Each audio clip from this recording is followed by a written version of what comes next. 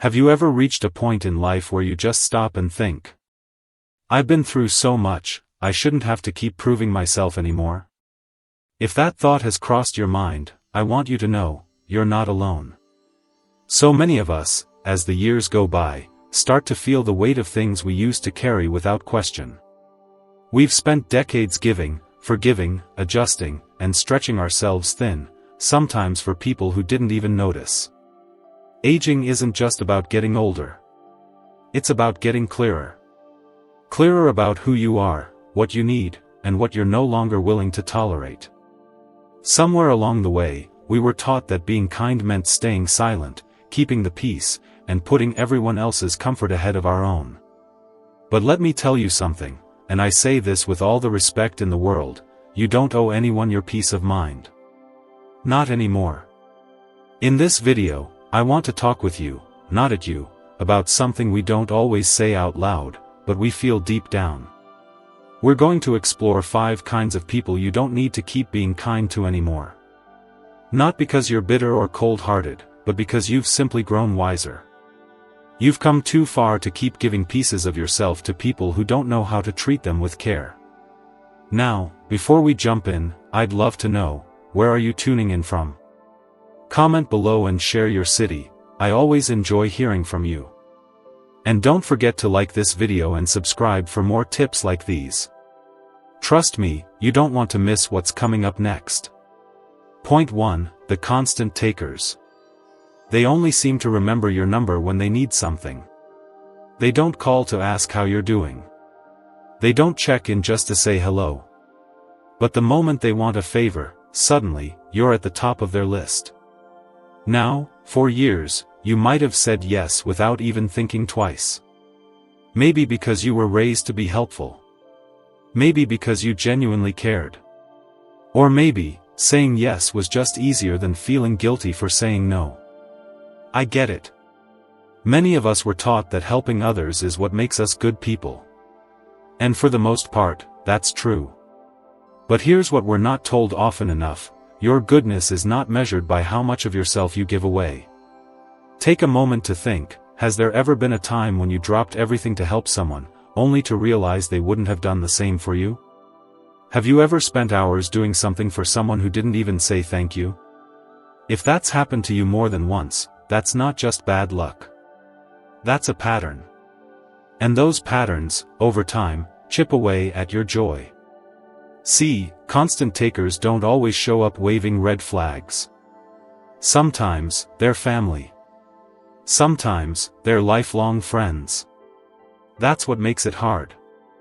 But if every interaction leaves you feeling more drained than appreciated, it might be time to rethink the space they occupy in your life. You are not a convenience. You are not a backup plan. You're a whole person with your own needs, your own time, your own heart. And that heart deserves relationships that pour into you, not just pull from you. Saying no doesn't mean you've stopped caring. It just means you've started caring about yourself, too. And if someone walks away because you've finally drawn the line, that's not your loss. That's your peace showing up to protect you. You don't need to explain or defend your boundaries. The right people won't need convincing. They'll understand. And the ones who don't? Well, maybe it's time to stop answering every time they call. Point 2, the chronic critic. They're not always loud. In fact, they often hide behind a smile or a soft tone. They don't insult you outright. Instead, they drop little comments here and there, comments that sound like concern, but somehow always make you feel small. Maybe you've heard them say things like, "Oh, you're wearing that today?" Or, "I didn't think someone your age would still be doing that." They'll call it a joke. They'll say you're being too sensitive. But inside, you feel it. That sting. That quiet jab that lingers longer than it should. Sometimes, these critics are even people we've known forever, siblings, old friends, even adult children. And because of that history, we make excuses for them. That's just how they are, we say. But let me ask you this, When did we start believing that it's okay for people to constantly make us feel less than? When did we decide that being kind meant swallowing hurtful words just to keep the peace? One man I spoke to, in his early 80s, told me how every time he shared something he was proud of, like fixing something around the house, or starting a new project, his cousin would find a way to downplay it. "You're still doing that? You know, that's probably not safe at your age." After a while, he just stopped sharing. He started holding back, dimming his own light just to avoid the criticism. And that right there, that's the cost of keeping chronic critics around. They don't just hurt your feelings. They chip away at your confidence. They make you doubt your own joy. And that's not okay, not at this stage of life. You've lived too much, grown through too much, to let anyone make you feel like you're not enough. Your choices, your hobbies, your way of living, it's valid. It's yours. You don't need approval from anyone who's never taken the time to understand your heart. So if someone constantly makes you feel like you're always doing something wrong, it's okay to take a step back. Not out of anger, but out of self-respect. Because real love, real friendship, should leave you feeling uplifted, not quietly torn down. And if that means creating some distance, so be it. Sometimes the kindest thing you can do, for yourself, is walk away from someone who doesn't know how to speak to you with kindness. Point 3, the guilt tripper. Now let's talk about a kind of emotional weight that many of us have carried for far too long, guilt. And more specifically, the people who know exactly how to use guilt to get what they want. We call them guilt trippers. And chances are, you've met one. They don't yell. They don't argue. They don't even have to say much at all. They just know how to make you feel bad for doing something for yourself. It might be a long sigh. A quiet, cold silence. Or one of those text messages that says, "I thought family was supposed to be there for each other." No direct attack, but just enough sadness in the words to make you second-guess everything. Maybe you said no to helping out because you were tired. Maybe you had plans of your own. But suddenly, you're wondering if you did something wrong. Should you cancel your plans? Should you go out of your way even though it doesn't feel fair? That's what guilt trippers count on, that little voice inside you that still wants to be the good one. That wants to be dependable, loving, generous. And you are all those things. But here's the truth they don't want you to remember: kindness is not something people get to manipulate. There's a woman I know, Eleanor, who's always been the caregiver in her family. For years, she showed up for everyone. Drove people to appointments, baked extra meals, remembered every birthday. But the first time she said no, just once, she was met with complete silence. And the message that followed made her feel like she'd failed. Not because she actually had, but because someone else didn't like her boundaries. That's how guilt works, it twists your love into something heavy. But hear this loud and clear: your time is not a blank check. Your energy is not unlimited. And love should never disappear just because you finally chose yourself. If someone only treats you with warmth when you say yes, and pulls away the moment you say no, that's not love. That's control dressed up as connection. And you don't need it in your life. You're allowed to say no without explanation. You're allowed to put yourself first, especially after years of putting others ahead of you. And if that upsets someone, that's a reflection of them, not you. You've got nothing to prove. Not anymore. Protecting your peace is not selfish. It's wise. It's earned. And it's long overdue. Point 4, the secret competitor. This next one is a little more subtle, but just as draining. Not the person who openly challenges you or argues with you, that would be easier to spot. No, this is someone who pretends to support you. Someone who smiles when you succeed, but somehow, their smile doesn't quite reach their eyes.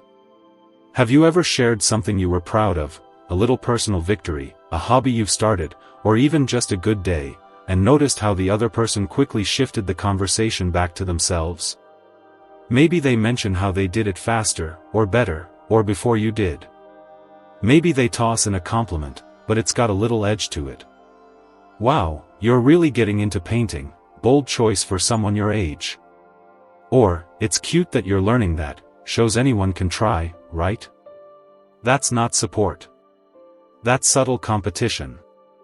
And the tough part is, this kind of person often looks like a friend. Maybe even a long-time one. That's what makes it so confusing. You start to doubt yourself. You wonder if maybe you are overreacting. You tell yourself not to make a big deal of it. But inside, something feels off. That's what happened to Doris, a lovely woman I once spoke with who joined an art class in her 70s. It was a big step for her, a way to reconnect with a passion she'd put aside for decades. She was nervous, but also proud of herself. Then a close friend joined the same class. At first, it felt comforting. But slowly, the comments started. Backhanded compliments. Competitive remarks. And that excitement Doris once had? It started to shrink. You see, real friends aren't keeping score. They don't measure your joy against theirs. They don't feel threatened when you shine, they cheer louder. And if someone in your life makes you feel like you have to dim your light so they can feel more comfortable, it might be time to rethink how close you keep them. You've earned your joy. You don't have to explain it. And you certainly don't have to downplay it. Let go of people who treat your growth like a threat. Surround yourself with those who celebrate you, freely, fully, and without conditions. Because at this point in your life, you deserve nothing less. Point 5. The passive-aggressive manipulator. Now, this last one might be the most exhausting of them all, the passive-aggressive manipulator. They don't raise their voice. They don't start arguments. In fact, to the outside world, they probably seem charming, polite, even helpful. But if you've ever spent time with someone like this, you know exactly how draining they can be. These are the people who make little digs but wrap them in a joke. Who say things like, "Oh, I guess you're just not as sharp as you used to be," and then laugh, like you're supposed to laugh with them. Or they'll make a sarcastic comment when you ask for help, something like, "Sure, I'll lift that for you, wouldn't want you to break a hip." And when you call them out on it, they say you're overreacting. That you're too sensitive. That they were just kidding.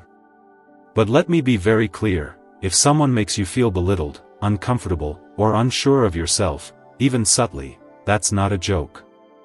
That's not harmless. That's emotional manipulation. Leonard, a man I once met from Minnesota, had a neighbor just like this. Always smiling. Always waving.